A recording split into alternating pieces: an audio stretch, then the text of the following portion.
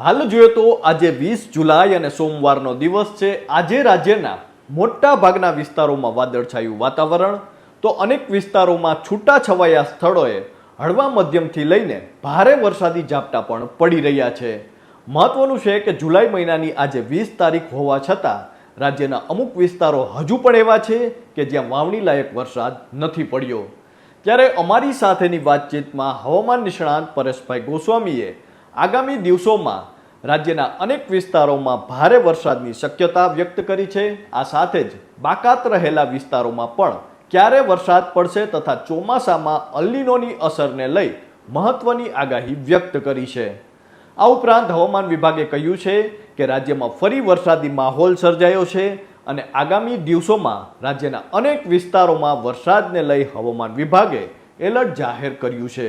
ત્યારે સૌપ્રથમ તો આપના વિસ્તારમાં અત્યાર સુધીમાં કેવો વરસાદ પડ્યો છે તે અને ખેતી પાક કે વાવણીને લઈ આપને મૂંઝવતો કોઈ પણ પ્રશ્ન હોય તો તે કોમેન્ટ કરીને અમને જરૂરથી જણાવજો।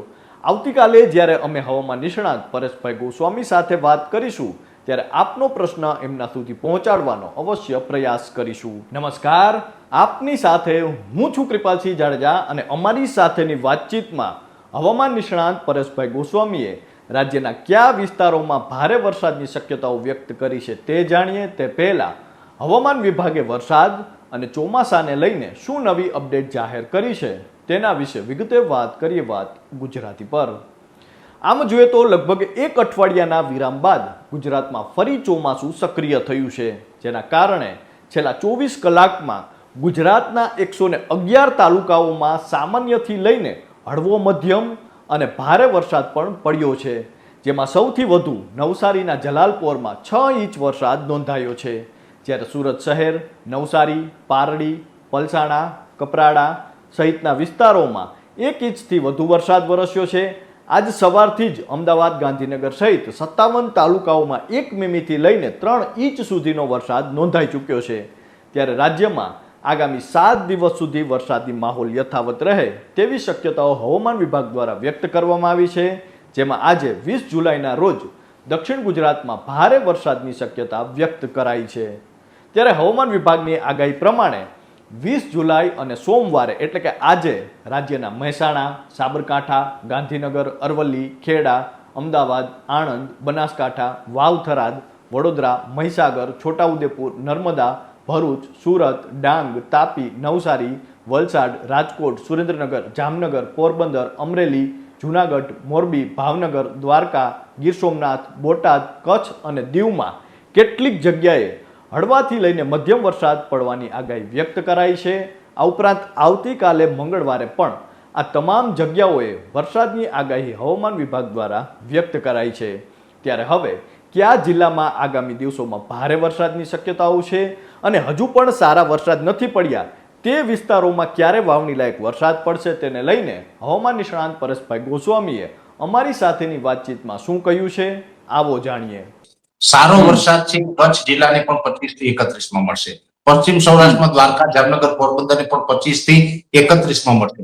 સાથે ઉત્તર ગુજરાત, મધ્ય ગુજરાત, સૌરાષ્ટ્રના અન્ય વિસ્તાર અને દક્ષિણ ગુજરાત આ તમામ એટલે ઓલ ઓવર ગુજરાતને 25 થી 31 જુલાઈમાં વેલ માર્ક લો પ્રેશર ને પણ મજબૂત વેલ માર્ક લો પ્રેશર, જેને કારણે સારો વરસાદ, એકંદરે ડેમોમાં નવા પાણી આવે, કુવા બોરમાં પાણી છલકાઈ જાય, પાણીની વ્યવસ્થા થાય, સાથે સાથે ભારેથી અતિ ભારે સ્પેલ પણ ઘણી જગ્યાએ જોવા મળે એવી શક્યતાઓ છે। એટલે એકંદરે ચોક્કસથી આપણે એટલું કહી શકાય કે વરસાદ લેટ ચોક્કસથી ગણી શકાય, જ્યાં અત્યાર સુધીમાં નથી જ થયો ત્યાં પણ છતાં પણ જુલાઈની અંદર કોઈ વિસ્તાર કોરો નથી રહેવાનો, બધા જ વાવણી લાયક વરસાદનો લાભ મળી જવાનો છે। ખાસ કરીને મારે અહીંયા વાત આપને એ દોહરાવવી છે કે અમે ઉનાળા દરમિયાન સતત પ્રયત્ન કરતા રહ્યા છે, એકલા હાથે પ્રયત્ન કર્યા છે। અમે પ્રયત્ન એ કર્યા કૃપાલસિંહભાઈ કે વિશ્વ આખું અને એમાં પણ ગુજરાતના લગભગ એક્સપર્ટ થી લઈને બધા જ વેધરની સંસ્થાઓથી લઈને બધા જ એક વાત ચલાવી હતી, અલ્નીનો આવે છે ને વરસ નબળું થશે, દુષ્કાળ ને ગોળ જિલ્લા કઈક પિક્ચર ની મારો વિષય નહીં પણ પિક્ચર ના ઉદાહરણો ઘણા બધા આપ્યા કે નબળું થશે। ત્યારે અમે આશ્વાસન આપવામાં કોઈ બાકી નથી રાખ્યું. તમારા જેવા મીડિયાના મારફતે અમે ખૂબ આશ્વાસન લોકોને આપ્યું કે ભાઈ ચિંતા નહીં કરો, ભલે અલનીનો આવવાનો છે ને અત્યારે અલનીનો સક્રિય પણ થઈ ચુક્યો છે, એમાં કોઈ ના નથી. અત્યારે પ્રશાંત મહાસાગરનું તાપમાન 2.5 ડિગ્રી ઉંચકાયું છે. હજુ પણ ઓગસ્ટ અને સપ્ટેમ્બરમાં એ વધુ સ્ટ્રોંગ બનશે અલનીનો. એટલે અલનીનો બનવાનો છે ને એ અત્યારે બની ચુક્યો છે, વધુ મજબૂત પણ થવાનો છે, એમાં કોઈ શંકાને સ્થાન નથી.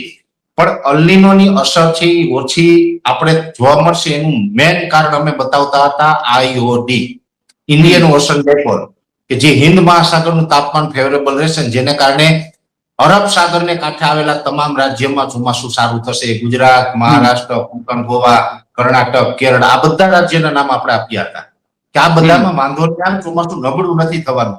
ભલે ગયા વર્ષની સરખામણીએ જૂન અને જુલાઈ નબળા રહે, પણ બહુ વાંધો નહીં આવે, ચોમાસું આપણું સારું રહેશે, દુષ્કાળ નથી પડવાનું, નબળું નથી થવાનું. અને એ મુજબનું ચિત્ર અત્યારે દેખાય છે.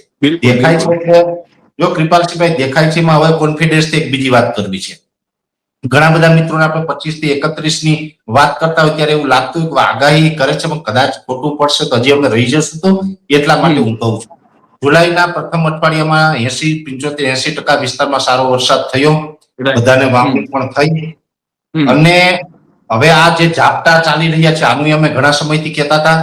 અને 25 થી 31 જુલાઈ વાળું સેશન છે ને, એમાં અત્યારે જે મારા અનુભવ છે એ પ્રમાણે હું એટલું કહી શકું કે આમાં કોઈ ફેરફાર થાય એવું નથી, આ સિસ્ટમ ફંટાય એવું નથી. જે પરિબળો સેટ થઈ ગયા છે, જો કોઈ પણ વરસાદની સિસ્ટમ આવતી હોય ને સામે કોઈ એન્ટી સાયક્લોન બની જાય, કોઈ મજબૂત વેસ્ટર્ન ડિસ્ટર્બન્સ હોય ને એ કેશાકર્ષણના ભાગરૂપે એમને ખેંચી જાય, અથવા તો કોઈ યુએસી મજબૂત થાય અને એ પછી સિસ્ટમને ફંટાવી નાખે, આવું ઘણી વખત બનતું હોય. 25 થી 31 જુલાઈ વાળી જે સિસ્ટમ આવી રહી છે એ સિસ્ટમને ફંટાવાના કોઈ ચાન્સ નથી. એટલે ફાઇનલ આપણા ગુજરાતમાં 25 થી 31 માં વરસાદ પડશે, સારો વરસાદ પડશે. પશ્ચિમ સૌરાષ્ટ્ર, કચ્છ અને ઉત્તર ગુજરાતના અમુક વિસ્તારો છે વરસાદથી વંચિત છે, એમને પણ લાભ મળશે. મોરબી, સુરેન્દ્રનગરમાં પણ ભારેથી અતિ ભારે વરસાદનો રાઉન્ડ ચોક્કસથી જોવા મળશે. અને સાર્વત્રિક ઓલ ઓવર ગુજરાતના લગભગ 264 કે 65 તાલુકા આપણા નવા બનીને બધા છે, એમાંથી હું એટલું કહી શકું 95% ઉપર વિસ્તાર ને 95% ઉપર તાલુકાને આનો લાભ મળવાનો છે. પછી બે અવડા એરિયામાં 2-5 તાલુકા બાકી એ વાત અલગ છે. તો આ તો હતી હવામાન નિષ્ણાંત પરેશભાઈ ગોસ્વામીની આગાહી અને હવામાન વિભાગની આગાહી. ખાસ કરીને જે રીતે પરેશભાઈ કહ્યું છે કે હવામાન વિભાગની આગાહીને અંતિમ માનવી. આમ જોઈએ તો રાજ્યમાં આગામી દિવસોમાં સારા વરસાદની શક્યતાઓ પણ વ્યક્ત કરવામાં આવી છે.